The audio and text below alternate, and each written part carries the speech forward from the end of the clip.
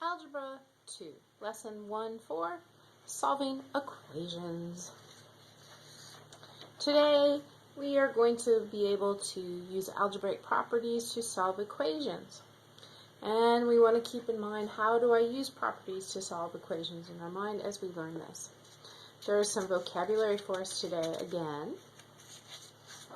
Our vocabulary today, we're going to first talk about what an equation is. What does it mean to have a solution to an equation?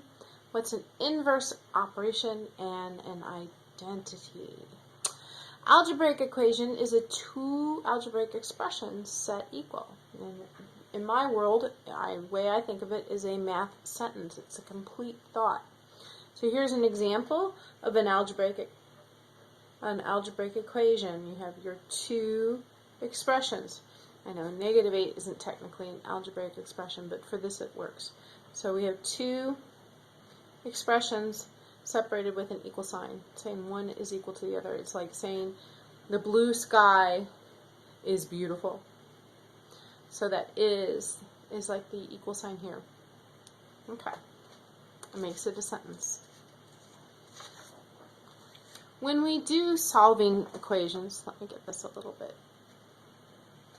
Right, okay. Alright, when we do, I always think of what I call the golden rule of algebra, and you might not be able to read that, but that's why I charted right there. It's do unto one side of an equation whatever you do to the other side. Now, there are some properties that go with solving equations that are in addition to the ones we've already talked about, which are the commutative, associative, distributive, inverse, identity. All those properties still work, but they work on mostly when you're working just with the expressions. These work when you are using equations. And basically they all say the same thing. That as long as you do an operation to one side and you do it to the other side, everything stays equal, stays balanced. So then we have the addition, subtraction, multiplication, and division. All it means is that you do whatever you do on one side to the other. Okay. So, to find the solution of an equation, the whole idea is that we are isolating the variable. Now, I say that 100 million times. Well, maybe not quite that often, but pretty close. But isolate the variable. And that means that I want the variable all by itself on one side of the equal sign. Everything else goes to the other side. So, being isolated means you're all by yourself. I kind of like to think in that case the equal sign is like a wall, and we make things jump over the wall, but at a certain point when the variable is all by itself, it's isolated. Okay. Any value that creates a true equation, in other words, a true value for that variable, is the solution to that equation. Okay? And the way we find this is by using inverse operations. Inverse operations undo the operations in the equation, and that's how we get things to go across the wall of the equal sign. Addition is the inverse of subtraction, multiplication is the inverse of division, and they go the other way too. Subtraction is the inverse of addition, and division is the inverse of multiplication. So either way, I can probably have a both-way arrow there. Alright, so let's use this and try to do a few things. I have a step-by-step thing. This is what I consider the 5 steps to solving equations. You might not need to use all 5 steps on every single one, but it's a process that you can always use and it won't hurt you. So my first step is to simplify each side of the equation. The second one is to get all of the, oh my goodness, what did I write? Variables is what that's supposed to say, on one side. Then the third thing is to move everything else on the other side. So we've got the variable on one side that you're trying to solve for. All of them are on one side, all together. And then you've got everything, and then you're moving everything else on the other side. And guess what? When everything else is on the other side, you have isolated the variable. That would get you the solution.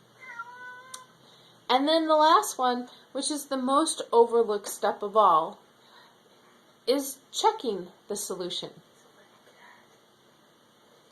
Checking the solution is important because otherwise we all have this tendency that maybe make a sign error or something.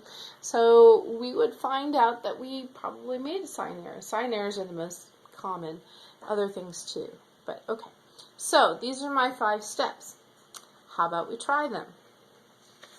Here's the first, whoops, we're going to use that one last. Here's the first equation I want to use this way. Here we go.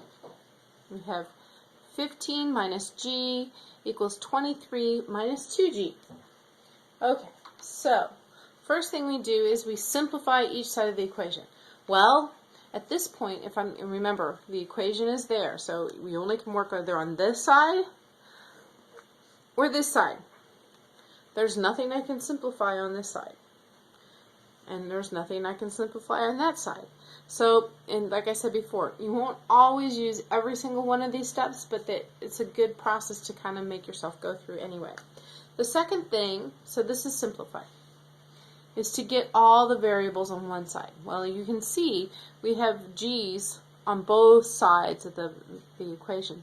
So what you want to do is undo, using the inverse operation, either take this one and add, because we're subtracting, add a g to both sides, or over here you would add 2 g's to both sides. Doesn't really matter. I tend to do the one that's going to result in a positive number just because positives are generally easier to work with. So to do that, I'm going to add 2g to both sides, and I put them right under the other g term so that I know what I'm adding them to. This 2g and that 2g drop each other out, and I'm left over here with 23, and the rest of it goes away. And this is negative 1g plus 2g is just g. Gee whiz. And the 15, and it's a positive. And the 15 just drops down. Okay. So we got all the variables on one side. It's all by itself. Now we're going to move everything else to the other side. Well, the only thing we have on the other side still, or with that g, is the 15. So, and it's being added. It's plus 15. So I'm going to subtract 15 from both sides of the equation. And when I do that, I'm left with g equals, well, 23 minus 15 is 8. 8. There is my solution. Got the solution. This is number 4. Okay? But need to really go back and check it. And so the way we check it is we just put it back into the original equation. So I would get, this is my check, 15 minus 8 equals 23 minus 2 times 8. Well, 15 minus 8 is 7. So I know what that side is, but 23, I have to multiply before I subtract, so I have 23 minus 16. And 23 minus 16 is 7. Yay! Got it right. Alright, that was the first example. Let's look at another one. Here we have one. Okay. This is, we have 5 times the quantity 2 minus g, which means we have parentheses around it, equals 0. Well, this time we have everything on the same side as the variable. So let's look at this. First, we're going to simplify. Remember, to simplify an expression, we're going to go that side, we need no parentheses. So we're going to use the distributive property to get rid of the parentheses. 5 times 2 is 10. 5 times g is 5g. Don't forget that minus sign. So it's minus 5g. And this equals 0. Alright? So we got all the, now we've simplified. Now it says get all the variables on one side. Well, they're already there. We only have g's on this side and not on that side, so we don't have to do anything. The next thing is move everything else to the other side of the equation using inverse. So, and usually you do the plus and minus first. So we are multiplying times a 5 and we're adding a 10 here. So the first thing we're going to do is subtract the 10, because you want to do the addition subtraction step first. Okay, so we subtract 10 minus 10 is 0, and I'm left with, don't forget this negative 5g equals 0 minus 10 is negative 10. Okay, so now we have negative 5g equals negative 10. I need to get the 5 away because that's the only other thing with that g. I'm going to divide because we're multiplying, so the inverse operation is to divide by negative 5. Okay, this goes away and just negative 5 over negative 5 is just 1g or just g. And negative 10 divided by negative 5 is positive 2. So there's my solution. Of course, I'm not done yet because I haven't checked it. So let's do that. 5, 2 minus 2 equals 0. Well, we do what's in the parentheses first. So I get 5 times 0. And 5 times 0 is indeed 0. So this all checks out. Last one we're going to do is an example. This one has got everything in it. So here we go. I have 7 times a plus 1 in parentheses minus 3a. And then 5, that equals 5 plus 4 times parentheses 2a minus 1. Okay, so first step is we had to simplify each side of the equation. So I'm going to get rid of those parentheses, combine any like terms. So I'm going to use the distributive property. 7 times a is 7a, 7 times 1 is 7, minus 3a. That kind of just hangs out here. Okay, I'm going to also go ahead and do that same thing over here and use the distributive property. 5 plus 4 times 2a is 8a. 4 minus 1 is 4. Okay, there we go. Alright, now I'm not really done yet because I have, if I look on this side of this equation, I have like terms and I can combine those. So I have 7a minus 3a, which is 4a. 4a plus 7.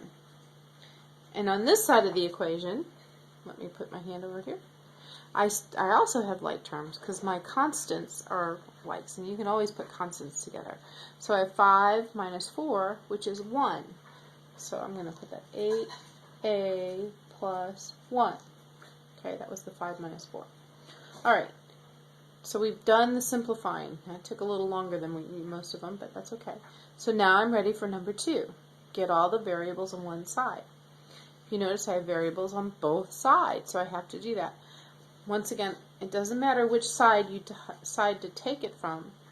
I just like to do it so that I end up with a positive number if possible. Okay, so 4a minus 4a is just 0, so I'm left with 7. 8a minus 4a is 4a plus 1. Okay?